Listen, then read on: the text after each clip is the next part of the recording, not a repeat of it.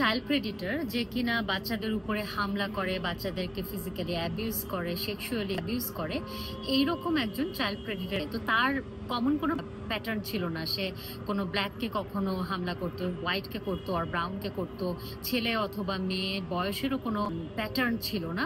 So তাকে যখন police জিজ্ঞেস করে যে এই এক এক ধরনের বাচ্চাকে কেন সে টার্গেট করেছে, তখন সে বলেছে যে সে আসলে সেই বাচ্চাটার স্পেশালি বাবা এবং মাকে খেয়াল করে যে তারা কি খুব হার্মফুল কিনা। যেই বাচ্চার বাবা মাকে দেখে মনে করতো যে তারা প্রতিশোধ নিবে, তারা খুব ভয়ঙ্কর, সেই বাচ্চাদেরকে অ্যাটাক করতো না। যেই বাচ্চার বাবা মারা খুব সিম্পল অথবা বাচ্চারা তার বাবা মাকে ভয় পায়, সেই বাচ্চার উপরে অ্যাটাক করতো।